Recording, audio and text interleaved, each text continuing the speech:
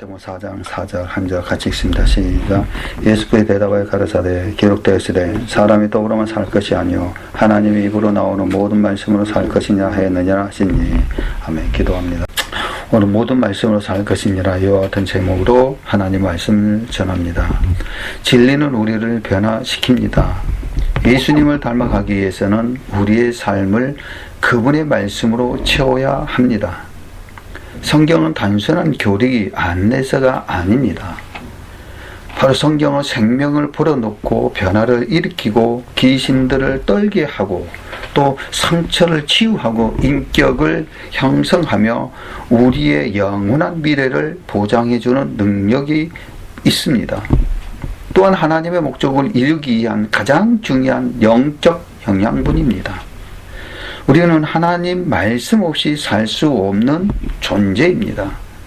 예수님의 건강한 제자가 되기 위해서는 하나님의 말씀을 최우선적으로 공급받아야 합니다. 그 공급받아야 하는 원칙들이 있습니다. 그 원칙의 첫 번째, 말씀의 권위를 인정해야 합니다. 우리는 대부분 신뢰할 수 없는 것을 바탕으로 결정을 내리기 때문에 많은 잘못을 범하게 됩니다. 우리는 대부분 문화, 바로 모두가 그렇게 하니까, 전통, 항상 그렇게 해왔으니까, 이성, 논리적이니까, 또는 감정, 옳은 일처럼 느껴지니까에 의존하며 살아갑니다. 이 네 가지 모두는 인간의 타락으로 망가진 것들이기에 절대적으로 의지할 수 없는 것들입니다.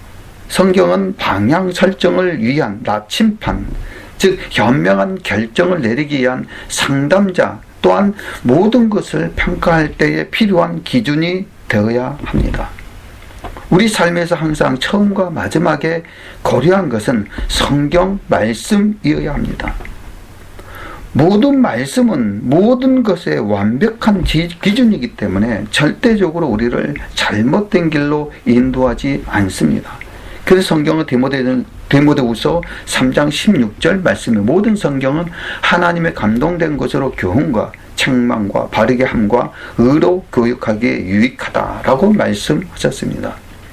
우리는 무슨 일이든 결정을 내릴 때에 성경은 뭐라고 말씀하고 있나라고 질문해야 합니다.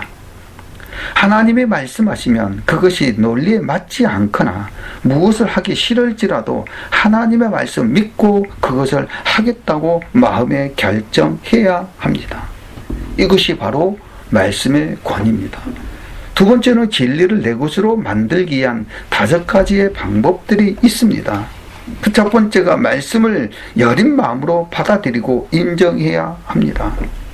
우리의 마음이 다힌 마음은 어떤 마음이냐? 굳은 땅이다라는 것입니다. 굳은 땅. 영 통하지 않는다라는 거죠.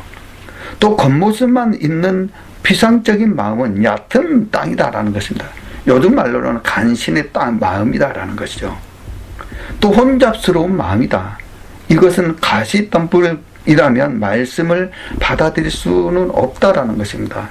여러 가지의 자기 변명에 바로 급급한 그러한 사람들이라는 것입니다. 그래서 여린 마음으로 받아들이고 인정해야 된다라는 것은 바로 진리, 하나님 말씀이라는 사실을 믿으시기를 바랍니다. 두 번째로는 성경을 읽어야 합니다. TV는 3시간 보고 성경을 3분 읽으면서 영적인 성장을 기대할 수는 없습니다. 성경을 매일 읽는다면 우리는 하나님의 음성이 들리는 범위 안에서 머물게 됩니다. 그래서 오늘 본문에 예수께 대답하여 가라사대 기록되었으되 사람의 떡으로만 살 것이 아니요 하나님의 입으로 나오는 모든 말씀으로 살 것이니라 하였느니라. 아멘. 그렇게 말씀하고 있습니다. 세 번째로는 성경을 연구하고 공부해야 합니다. 성경 공부의 비밀은 공부할 본문 속에서 누가 무엇을 언제 어디서 왜 어떻게 등과 같은 육하 원칙의 질문들을 통해서 자세히 관찰하면서 반드시 본인의 생각을 적는 기록을 남겨야 합니다. 하나님의 말씀에 입각하기 위해서. 네 번째는 성경을 기억할 수 있도록 암송해야 합니다. 말씀을 외우면 유혹을 이기고 현명한 결정을 내리고 스트레스를 줄어들고 암송한 말씀을 통한 기도의 응답을 놀랍게 경험하게 됩니다. 다섯 번째는 성경을 묵상해야 합니다.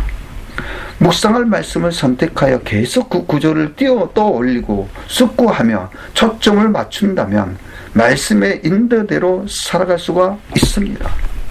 그래서 바로 진리를 내 것으로 만들기 위한 다섯 가지는 말씀을 여린 마음으로 받고 성경 말씀을 읽어야 하고 또 성경을 연구하고 성경 말씀을 기억하고 성경을 묵상하는 하나님의 귀한 자녀가 되기를 주님의 축원드립니다.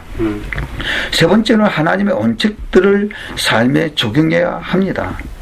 우리는 하나님의 말씀을 지켜 행하는 사람이 되어야 합니다. 삶에 적용하기 가장 힘든 것은 사단이 집요하게 방해하기 때문입니다. 적용은 어렵고 때로는 고통스럽기까지 하지만 적용이 없다면 모든 성경 공부는 무의미한 것입니다. 하나님의 복은 진리에 순종할 때 옵니다. 마태복음 7장 24절의 말씀 보게 되면 누구든지 나의 이 말을 듣고 행하는 자는 그 집을 반석 위에 지은 지혜로운 사람 같으니라고 말씀하셨습니다. 적용을 잘 하려면 말씀을 읽고 공부하고 묵상한 후에 행동에 옮긴 부분을 구체적으로 기록하되 현실적으로 실천 가능한 부분과 그 기한까지 정해놓고 점검하는 습관을 가져야 합니다. 그래서 저와 여러분들은 바로 하나님 말씀으로 산다라는 것은 말씀의 권위를 인정하고 진리를 내 것으로 만들고 또 원칙들의 삶에 적용하는 하나님의 자녀가 되기를 주님의 축원드립니다. 그래서 하나님의 말씀은 말씀과 말은 다릅니다. 하나님의 말씀과 말은 다릅니다. 하나님의 말씀은 살아 있습니다. 하나님이 말씀하실 때 세상 것들이 변합니다. 하나님 모든 것을 말씀으로 존재하게 하셨기 때문에 하나님의 말씀 없이 우리는 살아가 있지도 못할 것입니다. 오늘날 성경은 그 어느 때보다 많이 인쇄되었지만 먼지만 잔뜩 묻힌 채 선반 위에 놓여 있는 경향이 많이 있습니다. 영적인 거시증에 걸린 수백만의 크리스찬들이 하나님의 말씀을 수없이 먹는 것 같지만 영적인 영양실조로 굶어 죽어가고 있습니다. 성경은 정보를 위한 책이 아닙니다. 우리의 삶의 변화를 위한 하나님의 말씀입니다. 우리는 하나님의 말씀 안에서 결심해야 합니다.